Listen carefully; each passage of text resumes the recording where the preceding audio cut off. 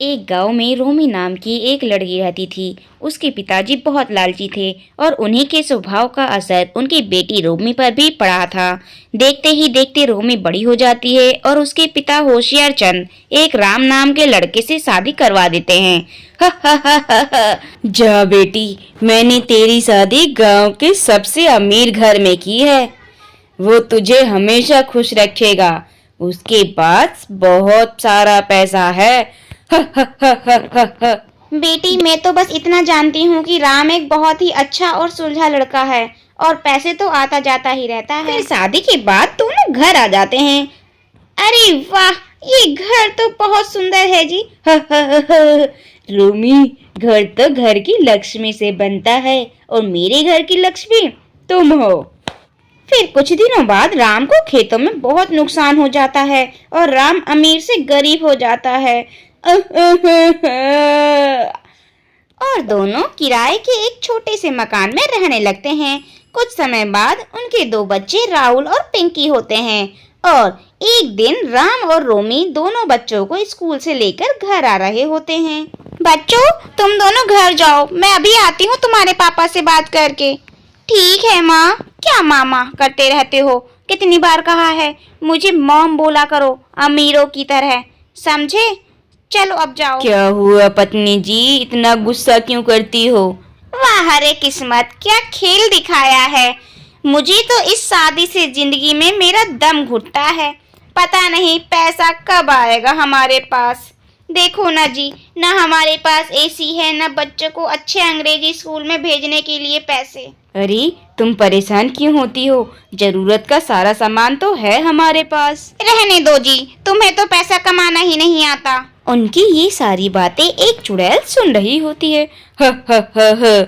अरे चुड़ैल तो मैं हूँ, लेकिन हरकतें तो इस लड़के की चुड़ैल जैसी हैं। ये मेरे प्यारे राम को कितना सुना रही है। अरे हम दोनों साथ हैं, ये कम थोड़ी है। अच्छा चलो अब घर चलते हैं, मुझे भी काम पर जाना है। ये बोलकर दोनों चले जाते हैं और फिर राम काम करने के लिए खेतों पर निकलता है। तभी चुड़ैल राम के सामने आ जाती है।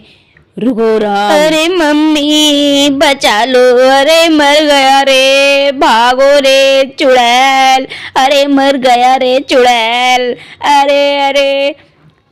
डरो नहीं, मैं तुम्हें कोई नुकसान पहुंचाने नहीं आई हूँ।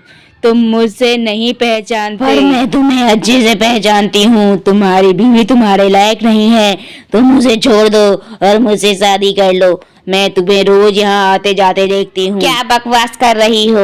मैं अपनी बीवी से बहुत प्यार करता हूँ। हाँ, माना कि वो पैसों को ज्यादा जरूरी समझती है, लेकिन इसका मतलब ये नहीं कि वो मुझसे प्यार नहीं करती। इतना बोलकर राम वहाँ से चला जाता है। और अगले दिन चुड़ैल एक सुंदर सी लड़की का रूप लेकर आती है और कहती है, रोमी जी, मुझे आपसे एक जरूरी बात करनी है। जी कहिए। जी, आप मुझे नहीं जानती, पर मैं आपको बहुत अच्छी तरह से जानती हूँ और ये भी जानती हूँ कि आप बहुत परेशान हैं। देखो, मैं परेशान हूँ या नहीं, उससे तुम्हें क्या लेना देना? तुम काम बताओ। हाँ, आई तो मैं काम से ही हूँ। तो बोलो। मैं आपके पति से बहुत प्यार करती हूँ, आप मेरी उनसे शादी करवा दो। वो आपसे बहुत प्यार करते हैं, इसीलिए उन्होंने मुझे मना कर दिया। तेरी हिम्मत कैसे हुई मेरे पति के बारे में ऐसी बात करने की, वो भी मेरे से? दोबारा ऐसा बोला तो तुम्हारी जबान काट दूंगी। पहले बोलने से पहले मेरी पूरी बात तो सुन लो। मैं तुम्हें बहुत सारा पैसा, सोना, चांदी और हीरे दूंगी, जिससे तुम्हारी पूरी जिंदगी बदल जाएगी। बंद करो अपनी बकवास। अरे तुम्हें विश्वास नहीं तो ये लो बैग, ये सोने और पैसों से भरा हुआ है। देख लो, तुम अपने बच्चों और अपने पति को एक अच्छी जिंदगी दे सकती हो। रोमी जैसे ही बैग खोलती है, उसकी आंखें फटी की फटी रह जाती हैं। वो बैग सच में हीरे और जेवरों से भरा हुआ होता है।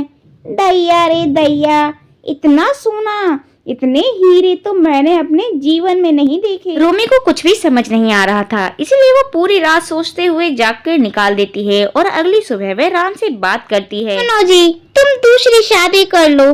ह ह ह ह, क्या मजाक करने के लिए तुम्हें मैं ही मिला था?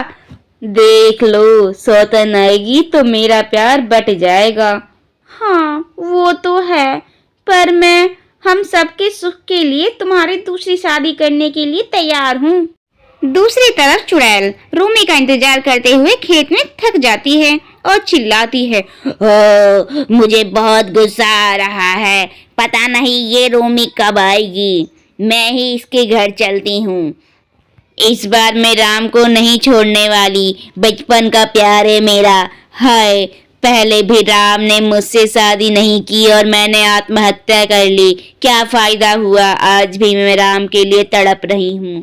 और चुड़ैल रीमा का रूप लेकर रूमी के घर चली जाती है। वो दोनों शादी की बात कर रहे होते हैं। अरे रीमा, तुम यहाँ? चलो अच्छा है तुम यहाँ आई। देखो जी, ये है रीमा, बहुत अच्छी लड़की है और हमें बहुत पैसे दे रही है। आप इससे शादी कर लो। अरे, तुम्हारा दिमाग खराब हो गया है क्या? मैं कभी दूसरी शादी नहीं करूँगा। मेरे लिए मेरा परिवार ही जरूरी है, पैसा नहीं। मुझे अब तक लग रहा था कि तुम मजाक कर रही हो। नहीं जी, मैं मजाक नहीं कर रही। इतने में होशियार चंद और रूमी की माँ आ जाती हैं। अरे वाह, इतना पैसा है तो दामाद जी शादी कर लो। ये दोनों बहनों की तरह रहेंगी साथ में। ये क्या कह रहे हैं आप जी? आप सब कुछ पैसा ही नहीं होता। सबके मना करने के बाद भी रूमी जिद पर अड़ी रहती है और जहर पीने की धमकी देती है। देखो जी, अगर आपने इससे शादी नहीं की तो मैं ये जहर पी जाऊंगी। अरे नहीं ना, ये क्या कह रही हो? तुम बहुत पछताओगी मेरी दूसरी शादी करवा के। ए लड़की, मेरी बीवी को ये क्या लालच दे दिया है तूने? कल मना किया था ना शादी के लिए, फिर क्यों आ गई यहाँ पर? आप रीमा से कुछ मत कहो, ये मेरा फैसला है। आप हाँ कहते हो या मैं जहर पी जाऊं? रूमी की जिद के आगे राम की एक नहीं चलती और रूमी उन दोनों की शादी करवा देती है। शादी के बाद चुड़ैल उन्हें एक बहुत बड़ा और आलीशान घर देती है और गाड़ी भी। देखो राम जी, हमारे तो दिन ही बदल गए। ये देखो स्विमिंग पूल, और ये देखो मेरी बनारसी चमकती हुई साड़ी, देखो, और ये जेवर। रूमी ये सब पाकर बहुत खुश होती है, पर इस बात से अनजान रहती है कि उसने अपने पति का शादी एक चुड़ैल से करवा दी है। रीमा शादी के बाद अपने कमरे में जाती है और अपने चुड़ैल रूप में आ जाती है। कमरा फूलों से सजा हुआ होता है। मैंने जो चाहा मुझे आज वो मिल ही गया। राम, जल्दी आओ, मैं अपने सुहागरात के लिए तुम्हारा इंतजार कर रही हूँ। आगे की कहानी देखने के लिए कमेंट करें। इस वीडियो के लिए एक लाइक करके चैनल को सब्सक्राइब जरूर कर दें। Thanks for watching this video.